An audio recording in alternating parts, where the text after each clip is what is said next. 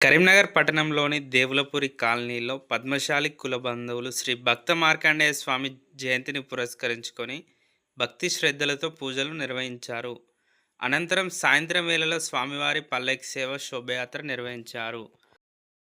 పద్మశాలి కుల బంధువులు స్వామివారి పల్లకికి మంగళహారతులు, కోలాట పాటలతో ఘనంగా స్వాగతం పలికారు. ఈ కార్యక్రమంలో పద్మశాలి కుల బంధువులు అందరూ పాల్గొన్నారు.